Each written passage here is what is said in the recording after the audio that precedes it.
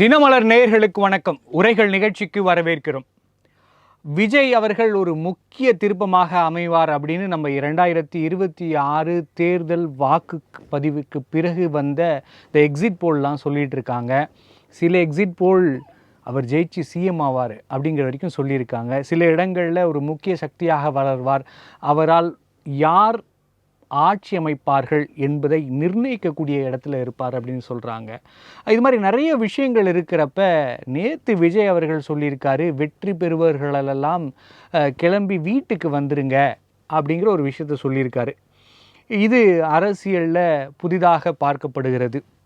அதன் காரணங்கள் என்ன, அவரோட கனவுகள் என்னவாக இருக்கிறது, இங்கே நிஜம் என்னவாக இருக்கிறது அப்படின்னு நிறைய கருத்துக்கள் இருக்கிறது. அதைத்தான் இன்றைய உரைகள் நிகழ்ச்சி வாதிக்க இருக்கிறது.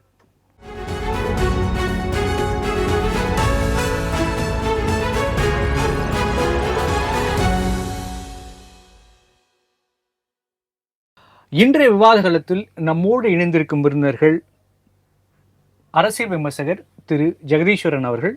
வணக்கம் சார். வணக்கம். வணக்கம். மற்றும் அரசியல் விமர்சகர் திரு ஆரோக்கிய சதீஷ் அவர்கள். வணக்கம் சார். சதீஷ் சார், உங்ககிட்ட இருந்து தான் ஆரம்பிக்கணும். நிறைய எக்ஸிட் போல் உங்களுக்கு சாதகமாக வந்திருக்கு. ஒரு எக்ஸிட் போல் சிஎம்ஐவே ஆயிடுவீங்க அப்படிங்கிற அளவுக்கு சொல்லியிருக்காங்க. நீங்கள் எப்படி பார்க்குறீங்க? இந்த எக்ஸிட் போல்லாம் நம்பி விஜய் அவர்கள் பேசி கொண்டிருக்கிறாரா? கலை யதார்த்தம் என்ன அப்படிங்கிறது புரிஞ்சிருக்கிறதா? இல்லை, இது ஆக்சுவலாக பார்த்தீங்கன்னா இந்த எக்ஸிட் போலில் நான் I don't take it into consideration. Number one, இந்த எக்ஸிட் போல் போகிறதுக்கு முன்னாடியே இந்த எக்ஸிட் போலோட பர்சன்டேஜ் சொன்னேன்.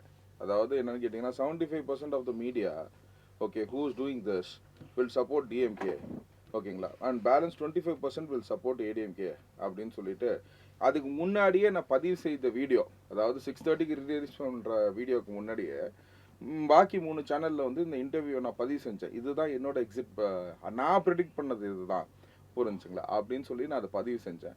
அதே மாதிரி தான் சொன்னாங்க. எக்ஸ்ட்ராவாக ஒன்று தாவேக்காக்கு ஆதரவாக ஒருத்தர் போட்டிருந்தார். அது ஒன்றும் இதில் அதே நீங்களே வச்சுக்கோங்க, ஃப்ரீயாக கூட வச்சுக்கோங்கன்னு சொல்லி சொன்னேன். ஸோ இந்த எக்ஸிட் போலில் எனக்கு நம்பிக்கையே கிடையாது. ஏன்னு கேட்டிங்கன்னா நான் திருச்சி கிழக்கு தொகுதியை சேர்ந்தவன், நிறைய இடத்துல பதிவு செஞ்சுருக்கேன்.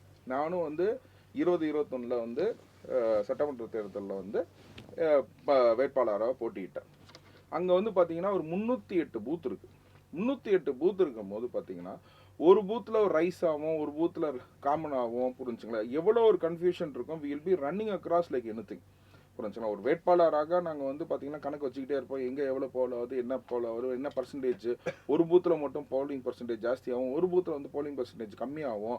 இந்த சைடு பூத்து போடுற மக்கள்லாம் இந்த கட்சிக்கு போடுவாங்க, இந்த சைடு பூத்து போடுற மக்கள்லாம் நமக்கு போடுவாங்க அப்படின்ற நிறைய கணக்கு வழக்குகள் ஒரு பூத்துலேயே இருக்குது, புரிஞ்சுங்களா. ஒரு பூத்துலேயே பார்த்தீங்கன்னா 308 பூத்தில் நாங்கள் எவ்வளோ மைக்ரோ லெவலில் நம்ம ஒர்க் பண்ணிட்டு இருக்கும் போது பார்த்தீங்கன்னா ஒரு 10 பேர்த்திட்ட கேட்டுட்டு என் சாம்பிள் இதுதான் அப்படின்னு சொல்லிட்டு 234 தொகுதிக்கும் ஒரு எக்ஸிட் போல் சொல்கிறாங்க.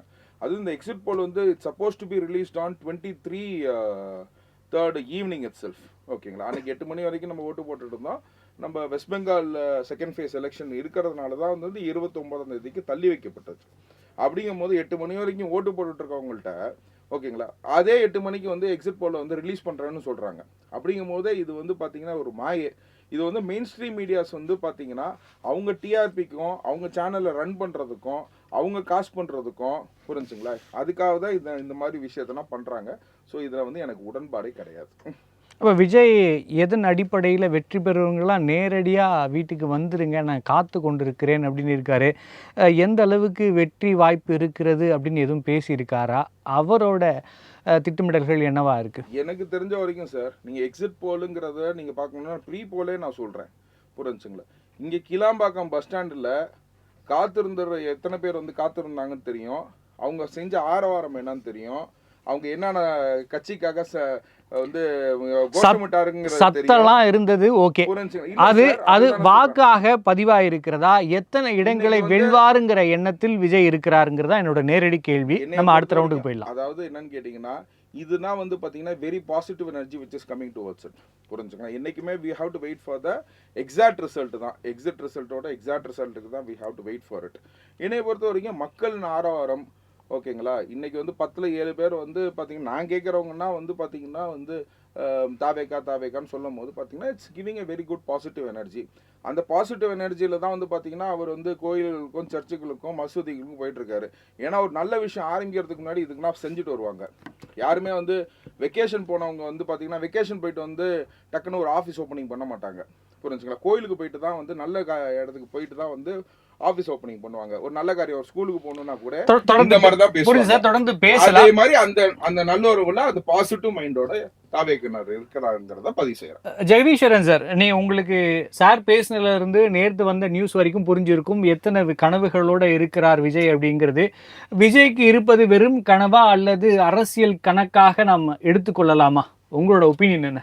இல்ல மைக் பீட் பண்ணுங்க. ஓகே, நீங்க எக்ஸிட் போல்ஸோட அடிப்படையில் நீங்க பாத்தீங்கன்னா ஒரு 6 ஏஜென்சிஸ் திமுக சாதகமா கொடுத்திருந்தாங்க, ஒரு 2 ஏஜென்சிஸ் வந்து அதிமுக சாதகமா கொடுத்திருந்தாங்க, ஒரு ஆக்சஸ் மை இந்தியா வந்து டிவிக்கு சாதகமா கொடுத்தாங்க. நேத்து தான் டுடேஸ் சாணக்கியாவுடைய எக்ஸிட் போல் ரிலீஸ் ஆனிச்சு. அன்னைக்கு ரிலீஸ் ஆகாம அது வந்து கிட்டத்தட்ட திமுக ஆட்சி அமைக்கும், தாவேக்கு வந்து எதிர்கட்சியாக வரும், 3வது கட்சியாக அதிமுக இருக்கும்.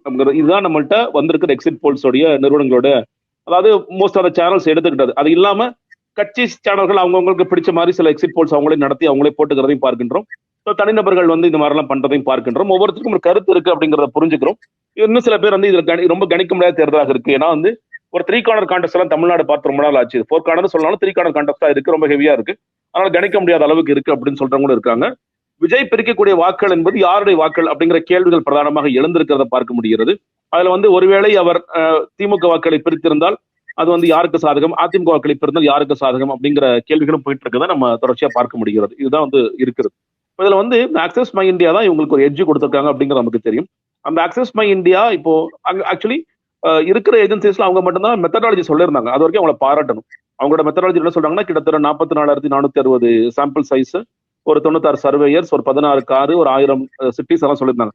ஆனா இன்னைக்கு வர செய்திகள் என்னன்னு கேட்டீங்கன்னா, அது எக்ஸிட் போல எடுக்கல, ஒரு போஸ்ட் போல் சர்வே எடுத்திருக்காங்க. விச் மீன்ஸ் அக்ராஸ் 6 days அவங்க தொடர்ச்சியா அதை எடுத்துக்கிட்டு இருக்காங்க. அது ஒரு நாள்ல மட்டும் எடுக்கப்பட்ட, ஏன்னா எக்ஸிட் போலுக்கும் போஸ்ட் போல் சர்வேக்கும் வித்தியாசம் கேட்டீங்கன்னா, ஃப்ரெஷ்ஷா ஒருத்தர் வந்து ஓட்டு போடுறாரு, வெளியே வர்றாரு, வெளியே வந்த உடனே அவருக்கு வந்து அவர் மனசு அவர் யாருக்கு ஓட்டு போட்டார் அப்படிங்கிறதுல சில உண்மைத்தன்மைகள் வரக்கூடிய வாய்ப்புகள் இருக்கின்றது. அதாவது போஸ்ட் போல் சர்வேல டைம் ஆயிடுச்சு, நீங்க வந்து அவங்கள போன் பண்ணி கேட்கறாங்க, இல்ல வந்து டிவைஸ்ல ஃபில் பண்ணி சொல்றாங்க, சம்திங் அந்த மாதிரி நடக்குது. ஸோ அதுல வந்து நிறைய பேர் இன்னைக்கு அதை கேள்வி எழுப்புறாங்க. நான் கேள்வி எழுப்பல, நிறைய பேர் கேள்வி எழுப்புறாங்கிறத பார்க்க முடிகிறது. டுடேஸ் சாணக்கியாவுக்கு இன்னொன்னு, பல எக்ஸிட் போல்ஸும் செய்கின்ற ஒரு தவறு இல்ல ஒரு விமர்சனமான வைக்கிறது அப்படின்னா, குறிப்பாக வட இந்திய ஊடகங்கள் நீங்க அப்படியே பெர்சன்டேஜை கன்வெர்ட் பண்ண ட்ரை பண்றாங்க. நீங்கன்னா டிவிக்கே கொடுத்து என்டிகே கொடுத்து அதர்ஸ்ல கூட 1 and 2 கொடுக்குறாங்க. இது எப்படி 1 2ன்னா யாரு? சசிகலா அவங்க ஜெயிக்கிறாங்களா, ராமதாஸ் ஐயா ஜெயிக்கிறாரா, இல்ல கிருஷ்ணசாமிக்கு கொடுக்குறாங்களா, இல்ல சுயேட்சையாருக்கா கொடுக்குறாங்களா கேள்விகளாம் இருக்கு. வட இந்திய ஊடகங்கள் அந்த தவறு செய்யறாங்கன்னு நான் பார்க்கின்றேன். தமிழ்நாட்டு ஊடகங்கள் மின்னம்பலமும் அக்னி நியூஸ் சர்வீஸ் அவங்க 2 பேர் தான் கிளீனா நம்பர்ஸ் கொடுக்குறாங்க. அதர்ஸ்ல நம்பர்ஸ் கொடுக்காம, இன்னும் சொல்ல என்டிகேக்கு நம்பர்ஸ் கொடுக்காம, டிவிக்கு என்ன நம்பர்ஸ் கொடுக்குறாங்க அப்படிங்கிறது தெரியும். அவங்க 2 பேர் மட்டும் தான் அந்த பெர்சன்டேஜ் அப்படியே கன்வெர்ட் பண்ணாம இது போஸ்ட் போல், அதாவது எக்ஸிட் போல்ல நடந்த ரிசல்ட்ஸ் மாதிரி கொடுக்குறாங்க. மற்றவர்களை நான் குறை சொல்ல விரும்பல, பட் ஆனா இதற்கும் அதற்கும் ஒரு வேறுபாடு இருக்குங்கிற பார்க்கின்றேன். கமிங் டு தி பாயிண்ட், நீங்க இப்ப எனக்கு ஒரு கருத்து இருக்கு. நீங்க வந்து விஜய் அவர்கள் எத்தனை சீட்டு ஜெயிப்பார் அப்படிங்கிறது நான் நம்மளோட ஊடகத்திலே சொல்ல தொடர்ச்சியா என்னுடைய கணிப்புங்கிறது ஒரு 8ல இருந்து 12%. தேர்தலுக்கு பிறகு அவர் சொல்ற மாதிரி நிறைய பேர் ஆமா தாவைக்கு தான் ஓட்டுப்படு, தாவைக்கு தான் ஓட்டுப்படுன்னு சொல்வதன் அடிப்படையில் ஒரு 15% வரைக்கும் விஜய் போவார் நினைக்கிறேன். முதல் தேர்தலில் 15% வரைக்கும் போவார் நினைக்கின்றேன். அதை தாண்டி அவர் போவாராங்கிறது கேள்விகள் இருக்கின்றது. குறைந்தபட்சமாக பெரம்பூர்லையும் திருச்சி கிழக்கிலும் அவர் ஜெயிக்கலாம், மேபி 2 தொகுதிகள். அதை தாண்டி இன்னும் சில போல்ஸ்டர் சொல்ற மாதிரி ஒரு 22% 23% போனா கூட சீட் கன்வெர்டபிலிட்டி தமிழ்நாட்டுல 25% இல்ல த்ரெஷோல்ட தாண்டாம வருமானு கேட்டீங்கன்னா அது ரொம்ப கஷ்டம். நீங்க வந்து கூட்டணி கட்சியாக இருந்து நீங்க 4% 5% சீட் கன்வெர்டபிலிட்டி நடக்கும். பட் ஒரு சிங்கிள் பார்ட்டியா இருந்து தனிப்பட்ட கட்சியாக இருந்து ஒரு 22% எடுத்துட்டு இல்ல 25% எடுத்துட்டு சீட் கன்வெர்டபிலிட்டி நடக்குமான்னு கேட்டீங்கன்னா அது ரொம்ப ரொம்ப கஷ்டம். என்னதான் க்ளோஸான தேர்தலான போன 3 கார்னர் கான்டெஸ்ட் சொன்னீங்கன்னா கூட ஒரு 35% எடுக்கணும். 35% எடுக்காம சீட் கன்வெர்டபிலிட்டி நடக்காது. அதற்கு உண்டான வாய்ப்புகள் தாவேக்கு வந்து சில இடங்களில் சொல்ல போனா ஒரு 40க்கும் மேற்பட்ட இடங்களில் 2வது இடம் வந்திருந்தால் கூட பல இடங்களில் வந்து அவர்கள் வந்து டெபாசிட் இழக்கக்கூடிய வாய்ப்புகளும் இருக்குன்னு நான் பார்க்க, இது என்னுடைய தனிப்பட்ட கருத்தான வாய்ப்புகளும் இருக்கிறது. அப்படிப்பட்ட காரணங்களினால் நான் வந்து 15% நான் கொடுக்க விரும்பல. சோ எத்தனை சீட் ஜெயிப்பார், ஏன்னா இந்த விவாதத்தின் அடிப்படையை வந்து எத்தனை சீட் ஜெயிப்பாரு அப்படிங்கிற அடிப்படையில சொல்றாங்க. என்ன பொறுத்த வரைக்கும் ஒரு சீட் 2 சீட் தான் ஜெயிப்பாரு. மோஸ்ட்லி விஜய் மட்டும்தான் ஜெயித்திருப்பார் நான் நினைக்கின்றேன். அதை தாண்டி அந்த கட்சி வெல்லுமா அப்படிங்கிறது முதல் கேள்வி. சோ அதுல வந்து நான் மாறுபடுறேன். விஜய் அவர்களுடன் விஜய் சொன்ன கருத்து தகவல் தான் எல்லாமே, உண்மையில் என்ன நடந்துச்சு நமக்கு தெரியாது. அந்த தகவலின் அடிப்படையில், அந்த செய்தியின் அடிப்படையில் நான் அதுல இருந்து மாறுபடுகிறேன் அப்படிங்கிறது என்னுடைய முதல் கட்ட பார்வை. சோ ஒருவேளை சரி ஓகே அவரோட மனசுல இருக்கிற மாதிரி அவங்க நிறைய சீட் ஜெயிக்கிறாங்க, இல்ல வந்து ஆட்சியை பிடிக்கிற அளவுக்கு சீட்ஸ் வர்றாங்க அப்படின்னா அவர் சொல்றதுல கருத்துல நீங்க எல்லாரும் உடனே கிளம்பி வாங்க. ஏன் அதை சொல்லணும்? எல்லா கட்சிகளும் இன்னும் சொல்லப்போனா இது வந்து நம்ம இந்த மாதிரி குதிரை பேரங்கள்லாம் தமிழ்நாட்டுல பார்த்தது கிடையாது. ஏன்னா அதுக்கான வாய்ப்புகளும் அமைந்தது கிடையாது. விஜய் சொல்ல வேண்டிய அவசியம் நோக்கம் என்ன? நான் முதல்ல சொன்னேன், இந்த வேட்பாளர் தேர்வு என்பதை விஜய் வந்து செய்தது கிடையாது. அவருக்கு இன்னும் சொல்லப்போனா இன்னைக்கு வரைக்கும் யார் கேண்டிடேட்ஸ்னு அவருக்கு தெரியாது. அவர் வந்து கேண்டிடேட்ஸ் எல்லாம் அறிவிக்கப்பட்ட பிறகு விமர்சனம் நடந்த பிறகு இதெல்லாம் கேண்டிடேட் நிக்கிறார் அப்படிங்கிறத பார்த்தார். அவர் யாரையுமே நேர்முகம் எல்லாம் செய்யல. அவர் வந்து ஒரு 60 பேரை நேர்காணல் செய்தார்னு செய்திகள் தகவல்கள் வந்தது. அந்த தகவலுக்கு உண்மை இல்லை. ஒரு வீடியோ வரல, ஒரு போட்டோ வரல. சோ கேண்டிடேட்ஸ் யாருன்னு அவருக்கு தெரியாது. அதான் ஒரு மிகப்பெரிய பிரச்சனை. சோ கேண்டிடேட்ஸ் இங்க இருந்து வந்தாங்க, திமுக இருந்து வந்தாங்க, அதிமுக இருந்து வந்தாங்க, பாஜக இருந்து வந்தாங்க, பல்வேறு கட்சியில இருந்து வந்த நபர்கள். அதை தாண்டி நீங்க வந்து சமூகத்தில் சில பேர் வந்து அவர்கள் குற்றச்செயல்கள் இருக்கிறது. ஏடிஆர் கொடுத்த ரிப்போர்ட்ல 19% மாணவர்கள் கடும் குற்றங்கள் புரிந்த நபர்களாக இருக்கிறார்கள். இந்த கேண்டிடேட்ஸ் எல்லாம் உண்மையா நீங்க மக்கள் இயக்கத்துல இருந்து வந்த மாவட்ட செயலாளர்கள் இருக்கக்கூடிய ஒரு 72 பேர் மேல எனக்குமே சந்தேகம் இல்லை. அவங்க எல்லாம் வந்து யாராவது குதிரை பேரம் செய்தா போயிருவாங்களா? போக மாட்டாங்க. அவங்க விஜய் விசுவாசிகள். கிட்டத்தட்ட 20 வருஷம் இந்த கட்சியில பயணிச்சவங்க, இயக்கத்துல பயணிச்சவங்க. அவங்க புசியானதோட சொல்லிருக்கும், விஜயோட சொல்லும் கட்டுப்பட்டு இருப்பார்கள். ஆனால் மற்றவர்கள் கடைசி நேரத்தில் எங்களுக்கு சீட்டு கிடைக்கலங்க, அதனால நான் இங்க வந்து அப்படிங்கிறவங்க நாளைக்கு வந்து ஒரு குதிரை பேரத்தில் ஈடுபட மாட்டார்கள், இல்ல குதிரை பேரத்துக்கு விலை போக மாட்டார்கள் என்பதில் எந்த நிச்சயமும் இல்லை. அதனால விஜய் ஒருவேளை வெற்றி பெற்றால் அந்த வெற்றி பெற்ற வேட்பாளர்களை நம்ம யாரும் தூக்கிடக்கூடாது, வேற கட்சிகள் தூக்கிடக்கூடாது அப்படிங்கிறது ரொம்ப கவனமா இருக்கார் அப்படிங்கிறத நான் புரிஞ்சுக்கிறேன். இது பிரச்சனை என்ன கேட்டீங்கன்னா, வேட்பாளர்களை தேர்வு செய்யும் பொழுது அந்த வேட்பாளர்கள் யார் என்று அடிப்படையாக நீங்கள் சில விஷயங்களை செய்திருக்க வேண்டும். அதை செய்ய தவறிய காரணத்தினால் இன்று இந்த மாதிரியான ஒரு தகவலை கொடுக்க வேண்டிய ஒரு தேவை ஏற்படுகிறது. சார் தொடர்ந்து பேசலாம். சார் ஆரோக்கிய சதி சார், முக்கியமான விஷயங்கள் வந்து விஜய் வெற்றி பெற்ற உடனே அந்த வேட்பாளர்கள்லாம் வந்துருங்க அப்படிங்கிறாரு. இது காத்திருப்பதற்காக சொல்லப்படுகிறதா அல்லது அவர்களை காபந்து செய்வதற்காக சொல்லியிருக்காரா அப்படிங்கிற ஒரு முக்கிய கேள்வியை ஜெகதீஸ்வரன் எழுப்பியிருக்கார். அதில் நம்ம அவர் குறிப்பிட்ட மாதிரி அந்த விஷயங்கள் பார்க்கத்தானே வேணும் இருக்கு. அந்த அளவுக்கு இந்த கேண்டிடேட்லாம் விலை போயிடுவாங்க அப்படிங்கிற நிலைமை இருக்கா? இல்லை, இது வந்து அது ஆதாரமற்ற சில இது மட்டும் அவர் சொல்கிறாரு. அவர் சொல்கிறதுல சில இதை நான் அட்மிட்டும் பண்ணிக்கிறேன். ஓகேங்களா, என்னோட பார்வையும் அதே இருக்குது அப்படின்றதுல. ஏன்னா அவர் பார்த்தாரா, கேண்டிடேட் பார்த்தாரா இல்லையான்றது தெரியாமல் சொல்லக்கூடாது. அவருக்கும் அது முழுமையாக தெரியாத போது அது சொல்லக்கூடாதுன்னு நான் சொல்கிறேன். மற்றபடி வந்து பார்த்தீங்கன்னா குதிரை பேரம் வந்து தமிழ்நாட்டில் நடந்ததில்லை அப்படின்னு சொல்கிறாங்க. இது எப்போ நடந்துச்சு அப்படின்னு கேட்டிங்கன்னா, விஜயகாந்த் அவர்கள் ஜெயிச்சப்ப கூட வந்து பார்த்தீங்கன்னா இந்த விஷயம் நடந்துச்சு.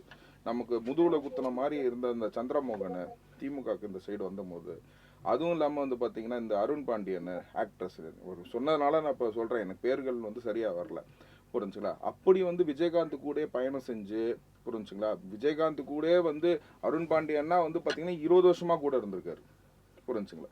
ஏன் நான் ஃபர்ஸ்டே வந்து என்ன சொன்னேன்னு கேட்டிங்கன்னா, இந்த அலையன்ஸ் இது ஃபார்ம் ஃபைலிங்லேயே வந்து பார்த்தீங்கன்னா எடப்பாடி தொகுதியில் மட்டும் ஒருத்தர் வந்து ஒரு கேண்டிடேட்டை வந்து வேலை பேசிட்டாங்க அப்படின்றாங்க. நான் இதில் ஒரு 10 எதிர்பார்த்தேன். இதை நான் முன்னாடியே வந்து பதிவும் செஞ்சுருக்கேன். விஜய் கவனமாக இருக்க வேண்டிய ஏரியாஸ் வந்து பார்த்தீங்கன்னா 10 கிட்ட நான் வந்து எதிர்பார்த்தேன். ஏன்னா இது வந்து அன்புமணி ராமதாஸுக்கும் வந்து அவர் நிற்கும் போது இது நடந்துச்சு. அப்படிங்கும்போது நான் 10 இடமாச்சும் நான் எதிர்பார்த்தேன். அது ஒத்த இடத்துல அவங்க நிப்பாட்டினது வந்து it's a very good success, புரிஞ்சுங்களா. அதே மாதிரி பார்த்தீங்கன்னா போஸ்ட் எலெக்ஷன் வந்து பார்த்தீங்கன்னா கேண்டிடேட்ஸை வந்து கண்டிப்பாக விலை பேசுறது இதெல்லாம் நடந்திருக்கு, தமிழ்நாட்டில் நடந்திருக்கு, நடக்காதுன்னு நான் ஒன்றும் சொல்லலை. இன்னைக்கு விஜயகாந்தை வந்து முதுகுகள் குத்துனவங்க அப்படின்னு சொல்லிட்டு நம்ம வந்து பாயிண்ட் பண்ணி காட்ட முடியுது ஆளுங்களை, புரிஞ்சுங்களா. அந்த மாதிரி சூழ்நிலை வந்து வந்துடக்கூடாதுன்ற ஒரு கவனமும் இருக்கலாம். அவருக்கு கவனமாக இருக்கிறதுக்கு நல்லது தானே, ஓகேங்களா. ஏன்னா நம்ம திருடங்கள் மத்தியில் வாழ்ந்து கொண்டு இருக்கிறோம், புரிஞ்சுங்களா. இது வந்து லெஸ் ஈவல்ன்ற இடத்துல வந்து இவங்க எப்படியோ இருந்தாலும் ஈவில் ஃபோர்ஸ்ன்னு இருக்கும் போது அதை காமந்து பண்ணி வச்சிருக்கிறது நல்லது தானே. கவனமாக இருக்கிறது ஒன்றும் தப்பு கிடையாது, இது சந்தேகம் ஒன்றும் கிடையாது. நம்ம பசங்களை வந்து இவங்க கூட பழக விடக்கூடாது நம்ம நினைக்கிறோம்ல, அதே மாதிரி தான் வந்து என் கேண்டிடேட்ஸை நான் வந்து என் இடத்துல நம்ம வச்சுக்கணும்னு நினைக்கிறது வந்து தப்பு கிடையாது. கவனமாக இருக்கிறது வந்து எந்த விதத்திலும் தப்பு கிடையாது. இது ப்ரீவியஸாக இது நடந்திருக்கு. அதாவது அந்த கேண்டிடேட்ஸ் வந்து ஏடிஎம்கேக்கும் போயிருக்காங்க, மாஃபாய் பாண்டியராஜன், புரிஞ்சுங்களா. இங்கே வந்து சந்திரமோகன், அருண் பாண்டியன் கூடயே படத்தில் நடித்து அவருக்குன்னா எல்லாமே பண்ண அருண் பாண்டியன் எல்லாம் முதுகில் கொடுத்தன துரோகிகள், புரிஞ்சுங்களா. அதாவது விஜயகாந்த் சாப்பாடை சாப்பிட்டு எல்லாம் வளர்ந்தவங்க, அவர் காட்டின இதை போனவங்க எல்லாம் கொண்டு போய் எங்கே சொன்னாங்க, இந்த துரோகிகள் கூட்டத்தில் வந்து சேர்ந்தாங்க. ஏடிஎம்கேவும் டிஎம்கேவும் துரோகிகள் கூட்டம் தான் சொல்லுவேன். ஸோ விஜய் வந்து கவனமாக இருக்கிறது வந்து அவர் கவன ஈர்ப்பு தான் நான் அதே நான் அவர் சொன்னதை நான் அட்மிட் பண்ணிக்கிறேங்கிறேன். இருந்துதான் ஆகணும். ஏன்னா அந்த மாதிரி இருக்கிறாங்களே, அந்த மாதிரி சாத்தான்கள் இருக்கும்போது நம்ம கவனமாக இருக்கணும் தான் என்னோட நிலைப்பாடு. இப்போ தேர்தல் கமிஷனே விழிப்போட இருக்கணும், திமுக தோல்விக்கு பிறகு எப்படி ஆகும்னு சொல்ல முடியாதுங்கிற அளவுக்கு நிர்மல்குமார் அவர்களும் பேசியிருக்காரு. அந்த அளவுக்கு அதிரி புதிரியான வெற்றியை பெற்று விடும்னு எதை வச்சு நம்புறீங்க சார்? இன்னைக்கு வந்து மக்கள் நான் சொன்னதா வந்து என்னன்னு கேட்டிங்கன்னா, இன்னைக்கு மக்கள் வந்து பார்த்தீங்கன்னா ஒரு இடத்துலையுமே வந்து ஆர்வமாக வந்து ஓட்டு போடுறாங்க. வடபழனிலேருந்து கிளாம்பாக்கம் போகிறதுக்கு எனக்கு 4 மணி நேரம் ஆச்சு. கிளாம்பாக்கத்துலேருந்து என்னால் ஊருக்கு போய் ஓட்டு போட முடியாதுன்னு சொல்லிட்டு அதை மன கஷ்டப்பட்டவங்க வந்து என்ற நிறைய பேர் சொன்னாங்க. புரிஞ்சுக்கலாம். இந்த பர்சன்டேஜ் வந்து பார்த்தீங்கன்னா நியர் அபவுட் எனக்கு தெரிஞ்ச வரைக்கும் வந்து பார்த்தீங்கன்னா நியர் அபவுட் வந்து 10% வந்து தே கண்ட்ரோல் தட். இன்னைக்கு கிளாம்பாக்கத்தில் மட்டும்தான் நம்ம வந்து பார்க்க முடியுது. புரிஞ்சுங்களா? இப்போ திருச்சி நீங்கள் எடுத்தீங்கன்னு வச்சுக்கோங்களேன், சத்திரம் பஸ் ஸ்டாண்ட்லேருந்து குட்டி குட்டி பாக்கெட்ஸாக நிற்பாங்க, மத்திய பஸ் ஸ்டாண்டில் குட்டி குட்டி பாக்கெட்ஸாக நிற்பாங்க. இப்போ பவுஞ்சூர்னு இடத்துல ஒரு பஸ் ஸ்டாண்டு போட்டிருக்காங்க, மன்னார்புரம் ஒரு இடத்துல, அதாவது பால் பண்ணான்னு வந்து தஞ்சாவூர் சைடு போகிற பஸ் நாங்கள் நிற்பாங்க. அந்த மாதிரி குட்டி குட்டி இடத்துல இருந்து நிற்கிறவங்க வந்து பார்த்தீங்கன்னா இப்போ ஜல்லிக்கட்டுக்கு போராட்டம் நடந்துச்சு சார். மெரினாவில் நடந்த போராட்டம் தான் பெருசாக தெரிஞ்சிச்சு, தமிழ்நாடு முழுக்க போராட்டம் நடந்துச்சு. ஆனால் வந்து ஏன் மெரினாவில் தெரிஞ்சிச்சுன்னா அடர்த்தியான மக்கள் வந்து அங்கே வந்து கண்ணில் பட்டாங்கிறதுக்காக நமக்கு தெரிஞ்சிச்சு. பட் ஆனால் எல்லா ஊர்லேயும் போராட்டம் பண்ணாங்களா இல்லைங்களா? அதே மாதிரி வந்து பார்த்தீங்கன்னா இங்கே வந்து இந்த பஸ்ஸு கொடுக்காதனாலே வந்து பார்த்தீங்கன்னா இது 95% அட்டைன் பண்ண வேண்டிய ஒரு பவுலிங் ரேஷியோவை வந்து பார்த்தீங்கன்னா இந்த காவந்து அரசு வந்து கண்ட்ரோல் பண்ணுச்சு. புரிஞ்சுங்களா? இந்த சிக்கலையும் வந்து பார்த்தீங்கன்னா இந்த மக்களுக்கு கொடுத்துருக்காங்க. இந்த மக்களுக்கு கொடுத்த மக்களும் என்ன பண்ணியிருக்காங்கன்னு கேட்டிங்கன்னா, இப்போ அவங்கள அந்த பசங்க நான் வந்து ஓட்டு போடணும்னு நினச்சேம்மா, என்னால் வந்து ஓட்டு போட முடியல, நீனாச்சும் போடுமா அப்படின்ற அளவுக்கு வயசானவங்கன்னா இன்னைக்கு வந்து டேர்ன் அவுட் ஆகி இன்னைக்கு வந்து போய் ஓட்டு போட்டாங்க தாவைக்காக்கு அப்படின்னா இதுதான் அதோட ரீசனு, அதோட இம்பேக்ட். கடைசியில் ஓட்டு போடுறது கூட தடுக்கிற அளவுக்கு வந்து மோசமானவர்கள் இன்னைக்கு வந்து இந்த எம்எல்ஏக்களை வந்து எப்படி வந்து அடாப்ட் பண்ணுவாங்க, ப்ரீவியஸாக அவங்க பண்ணியிருக்காங்கிறதுனால வந்து பார்த்தீங்கன்னா இந்த சாத்தானுங்க கிட்ட இருந்து காவந்து செய்ய வேண்டிய நிலைமையில விஜய் அவர்கள் இருக்கிறார். தொடர்ந்து பேசலாம் சார். ஜெகதீஸ்வரன் சார், செங்கோட்டையன் அவர்கள் முக்கியமாக குறிப்பிடத்தகுந்த விஷயமா சொல்லியிருக்காரு, 200 சீட்டு தாவேகா ஜெயிக்கும், இந்தியாவே வியக்கிற அளவுக்கு ஒரு ரிசல்ட் இருக்கும் அப்படின்னு பேசியிருக்காரு. எலெக்ஷனுக்கு போலிங்க்கு முன்னாடி பேசியிருந்தாருன்னா அதில் ஒரு காரணங்கள் இருக்கிறது, அரசியல், நம்ம அதெல்லாம் புரிஞ்சிக்கலாம். ஆனால் இப்போ அவர் இப்படி பேசியிருக்கிறது என்பது எதை உணர்த்துகிறது? அவரோட கான்ஃபிடென்ட்டா இல்லை எதுவும் டேட்டாவா இல்லை வேறு ஏதேனும் காரணங்கள் நீங்கள் நினைக்கிறீங்களா? அதுக்கு போறீங்க அந்த குதிரை பேரம் குறித்து பேசாதுங்க. குதிரை பேரத்திற்கான அர்த்தம் என்னன்னு கேட்டீங்கன்னா, எனக்கு ஆட்சி அமைப்பதற்கு போதுமான ஆட்கள் இல்லை, அதற்காக நான் ஆட்களை வேறு கட்சியிலிருந்து விலை கொடுத்து வாங்குகிறேன். இதுதான் பிளைன் ஆன டெபினிஷன். அருண் பாண்டியன் இல்ல மற்றவர்கள் போனதுங்கிற துரோகம்னு வேணா சொல்லலாம். நீங்க வந்து குதிரை பேரம் கிடையாது. நான் அம்மாவை என்ன தொகுதி பிரச்சனைக்காக பார்க்க போகின்றேன், இல்ல வந்து நான் இந்த கட்சியை விட்டு அந்த கட்சிக்கு போறேன், அதெல்லாம் ஆட்சிக்கெல்லாம் எந்த பிரச்சனையும் இல்லை. இவங்க போறதுனாலயோ இவங்க வர்றதுனால எந்த ஆட்சிக்கெல்லாம் எந்த பிரச்சனையும் இல்லை. குதிரை பேரத்துக்கான டெஃபினேஷன் அதான். குதிரை பேரம்ங்கிற தமிழ்நாட்டில் எனக்கு தெரிந்த வரைக்கும் நடந்ததுல முன்னாடி ஏதாவது நடந்திருக்கலாமா அப்படிங்கிறது தெரியல. அதான் சொல்லி சொன்னேன். ஏன்னா இப்ப கர்நாடகாலையோ இல்ல மற்ற வட மாநிலங்களோ நடக்குது. பொண்ணுல இப்போ ஆம் ஆத்மியில வந்து 7 எம்பியை தூக்குறாங்க பாஜக. ஏன் தூக்குறாங்க? எங்களுக்கு மாநிலங்களில் அதிகமான உறுப்பினர்கள் வேண்டும், ஏன்னா அதுல எங்களுக்கு சில மசோதாக்கள் பாஸ் ஆக மாட்டேங்குது. அதே மாதிரி ஆட்சி அமைப்பதற்கு கர்நாடகாவில் நம்ம லோட்டஸ் மாடல் அப்படிலாம் சொல்லி பார்த்திருக்கோம், அதெல்லாம் பேசியிருக்கோம். சோ அதோட நான் அதை நிப்பாட்டிக்கிறேன். நீ கேட்டல செங்கோட்டையன் அவர்கள், நீங்க ஒண்ணு இல்லைங்க, இப்போ எல்லா கட்சிக்காரர்களும் இந்த நம்பிக்கை இருக்குல்ல. இப்போ முதலமைச்சர் ஸ்டாலின் என்ன சொல்றாரு, 210 இடங்களுக்கு மேல நாங்கள் வெல்வோம். எடப்பாடி பழனிசாமி என்ன சொல்றாரு, 210 இடங்களுக்கு மேல வெல்வோம், கவலைப்படாதீங்க. அவங்க 2 பேரும் சொல்றதையாவது மக்கள் ரிலேட் பண்ணிப்பாங்க. செங்கோட்டையன் 200 சீட்டுகளை ஜெயிப்போம் அப்படின்னு சொல்றத எப்படி நாம புரிஞ்சுக்கலாம்? ஸ்டாலின் சொல்றதையும் எடப்பாடி அந்த நம்பிக்கை நம்ம ஏன் பெருசா கேள்வி எழுப்பணும்? எல்லாருக்கும் ஒரு நம்பிக்கை இருக்கிறது. எல்லாருக்கும் ஒரு, இப்ப உங்களுக்கு ஒரு நம்பிக்கை இருக்கும், எனக்கு ஒரு நம்பிக்கை இருக்கும். அப்ப அதே மாதிரி அவருக்கு ஒரு நம்பிக்கை இருக்கு, அவருக்கு ஒரு கருத்து இருக்கு. இன்னும் சொல்லப்போனா இப்போ நம்மள மாதிரியான நபர்கள் இப்போ நம்ம சாலைகள்ல போகும்பொழுது இல்ல ஒரு வண்டியில டிராவல் பண்ணும்போது நம்ம கேட்கிறோம், யாருப்பா ஓட்டு போடுங்க, விசிலுக்கு ஓட்டு போடுங்க, நிறைய கேட்கிறோமா இல்லையா? அப்ப செங்கோட்டையன் கேண்டிடேட்டா இருக்கவர், அவர் காதல் இன்னும் அதிகமான நபர்களே சொல்லியிருப்பாங்க. இப்ப நம்ம ஒரு நாளைக்கு மீட் பண்ணக்கூடியது ஒரு கண்டிப்பா ஒரு 50 பேர் கூட இருக்காது. பட் அதுவே நமக்கு என்னவா தெரியுது, நம்ம 4-5 பேர்ட்ட பேசும்போது அவன் விசில் போட்டான், இவன் விசில் போட்டான் பாருங்க, உலகமே விசிலுக்கு தான் போட்டிருக்கு அப்படின்னு ஒரு மாயத்தோட்டம் நம்மள அறியாம நமக்கே எழுதுங்க போது, செங்கோட்டையன் மாதிரியான ஒரு மூத்த அரசியல்வாதிக்கு கிட்டத்தட்ட ஒரு 30% வரைக்கும் அவரே வாக்கள் வாங்கியிருப்பார். அப்ப அவருக்கு அவரோட கட்சிக்காரர்கள் எல்லாரும் தொடர்ச்சியா பேசணும். நீங்க இன்டர்னலா ஒரு விஷயத்தை பாக்குறதுக்கும் எக்ஸ்டர்னல் விஷயத்தை பாக்குறதுக்கும் ஒரு வேறுபாடு இருக்கு. இன்டர்னலா இப்ப நான் கட்சிக்குள்ள இருந்தாலும் நான் என்ன நினைப்பேன், நம்ம கட்சி ஆட்சிக்கு வரப்போகுது, அது விஜயதாம்பா சிஎம் அவர், நானும் அப்படிதான் நினைப்பேன். வெளியிருந்து பார்க்கும் பொழுது நம்ம பல பேரோட பேசுவோம், பல கருத்துக்களை வந்து பகுத்தறிவோம், அதெல்லாம் நடக்கும். இன்டர்னல் அது கொஞ்சம் கஷ்டமான விஷயம் தான். அது வந்து எல்லாரும் பிராக்டிகல். அது வந்து அவர் வேணும்லாம் சொல்லணும் நான் சொல்லல, அவர் வந்து ரொம்ப ஓவர் கான்பிடன்டா இருக்காரு அப்படிலாம் சொல்லல. அவருக்கு ஒரு நம்பிக்கை இருக்கிறது, அந்த நம்பிக்கையின் அடிப்படையை அவர் வெளிப்படுத்துகிறார், அவ்வளவுதான். இப்ப நீங்க விஜய்க்கு அந்த நம்பிக்கை எங்க இருந்து வருது? இப்ப அவர்கிட்ட பேசுறவங்க நண்பர்கள் உறவினர்கள் எல்லாமே, தம்பி உங்களுக்கு தாமா போட்டிருக்காங்க, யாரு கேட்டாலும் விசில் தாம்பா சொல்றாங்க. இப்போ முதலமைச்சர் ஸ்டாலின் என்ன ரிப்போர்ட் போயிருக்கும், அப்போ அவங்க சர்வீஸ் எடுக்கிறாங்க. சார் கவலைப்பட கம்ஃபர்டபுளா வெற்றி மெஜாரிட்டி வந்துரும். எடப்பாடி பழனிசாமி என்ன நினைப்பார், சார் கம்ஃபர்டபுள் வெற்றி ஆயிடுச்சு சார். ஏன்னா எல்லாருமே ஐஏஎஸ் ஆஃபீஸர்ஸை பாக்குறாங்க, எல்லா ஐபிஎஸும் விஜயை பாக்குறாங்க, ஒருத்தர் எடப்பாடியை பாக்குறாங்க, ஸ்டாலினை பாக்குறாங்க அப்படின்னு எல்லா கதைகளையும் நம்ம எல்லா தகவலும் கேட்டுட்டு தான் இருக்கணும். நம்ம இன்னொரு 3 நாளைக்கு பொறுத்துட்டு தான் போகணும், வேற வழியே கிடையாது நமக்கு. அந்த ஒரு இக்கட்டான சூழ்நிலை தான் தமிழக மக்களும் இருக்காங்க. அந்த ஒரு கான்பிடன்ட் அவர் வெளிப்படுத்துறாரு. அந்த கான்பிடன்ட் ஆப்வியஸ்லி விஜய் டீம் சொல்லிருப்பார், சார் நம்ம கண்டிப்பா வந்துருவோம், நம்ம அதுக்கு உண்டான அடுத்த அமைச்சரை பட்டியல் என்னங்கிறத ஃபார்ம் பண்ணலாம், நம்ம வந்து ஐஏஎஸ் அதிகாரிகள் மாற்றம் வரைக்கும் பேசுறாங்கன்னு ஒரு பிரபலமான நாளிதழ் எழுதுறாங்க. அதை படிக்கிற நமக்கு சில ட்ரோல் மெட்டீரியல் மாதிரி இருக்கிறது, சீரியஸ் கண்டென்ட்டா எழுதுறாங்கன்னு நமக்கு சில பேருக்கு தோணலாம். ஆனா அது உண்மையில நடக்குது. நீங்க விஜய் கட்சியில ஆரம்பத்துல இருந்தே விஜய் கொடுக்குற கான்பிடன்ஸ்ங்கிறது சார் 140 சீட் நம்ம சும்மாவே ஜெயிச்சிட்டோம், நம்ம உட்காந்துட்டே ஜெயிச்சிட்டோம். நீங்க கொஞ்சம் களத்துக்கு போனா 160 ஆச்சுன்னு சொல்லி எலெக்ஷன் முடிஞ்ச பிறகு 180ன்னு சொல்லிட்டாங்க. அப்புறம் வாய்ஸ் ஆஃப் காமன் இப்ப கொஞ்சம் நம்பர்ஸ் குறைச்சிருக்காங்க நான் கேள்விப்படுறேன். அதுல சார் 180 கிடையாது, கொஞ்சம் குறைஞ்சிருக்கு அப்படின்னு சொல்லி சொல்றாங்க நான் கேள்வி அவங்க எக்ஸிட் போல்ஸ்ல. சோ நீங்க எப்பயோ வந்து விஜயோட உலகத்துல, தாவேக்கோட உலகத்துல விஜய் சிஎம் தான் வாழ்ந்துட்டு இருக்காரு. அவனோட ரசிகர்களை பொறுத்த வரைக்கும் சிஎம் தான் வாழ்ந்துட்டு இருக்காரு. அதுல அமைச்சரை யாரா வரணும், புசியானந்த் அவர்களுக்கு என்ன துறை கொடுக்கணும், செங்கோட்டைக்கு என்ன துறை கொடுக்கணும், அந்த தீவிரமான டிஸ்கஷன் தான். அவங்க உலகம் என்பது வேறு உலகம், அந்த உலகத்துக்குள்ள உங்களால போக முடியாது, நம்மளால போக முடியாது. வெளியே நம்ம பார்க்கலாம், ரசிக்கலாம், சிரிக்கலாம், அவ்வளவுதான் பண்ண முடியும். அப்ப அந்த அவங்களுடைய நம்பிக்கை என்பது அந்த நம்பிக்கை சார்ந்த ஒரு விஷயங்கள் தான். எல்லாவற்றிற்கும் நாம் 4ஆம் தேதி காலை 10 மணி வரைக்கும் காத்திருக்கணும். 10 மணிக்கு அவங்க எதிர்பார்க்கிற மாதிரி முதலமைச்சராக விஜய் ஆகிறாரா இல்ல அவர் ஜெயிக்கிறாரா அப்படிங்கிறத அன்னைக்கு தான் தெரிஞ்சுக்க முடியும். சார் தொடர்ந்து பேசலாம். சார் ஆரோக்கியசதி சார், ஒருவேளை யாருக்கும் பெரும்பான்மை கிடைக்காவிட்டால் விஜயின் முடிவு என்னவாக இருக்கும், எந்த பக்கம் நிற்பார்னு நினைக்கிறீங்க? ஒரு கற்பனைக்கான வாதமாக இருந்தால் கூட அடுத்த கட்ட நகர்வுகள் விஜயோடது எப்படியா இருக்கும், அடுத்த அரசியல் அவரோட வழிமுறைகள் எப்படியா இருக்கும் அப்படின்னு நிறைய கேள்வி இருக்குது. இந்த தேர்தலிலே நிறைய விமர்சனங்கள் அவர் மீது வைக்கப்பட்டிருக்கிறது. தொடர்ச்சியாக பிரச்சாரத்துக்கு போல அவர் ஆஃபீஸ்லேயே இருந்துட்டார், மக்களை சந்திக்கலை அப்படிங்கிற நிறைய விமர்சனங்கள் இருக்குது. அதற்கான மறுப்புகளும் இரு பக்கமும் இருந்தாலும் கூட இனி அரசியல் களம்ங்கிறது சுமூகமாக இருக்க போகிறது இல்லை இல்லையா? இப்போ நீங்கள் தொங்கு சட்டசபைன்னா என்ன பண்ணுவார்னு கேட்குறீங்க.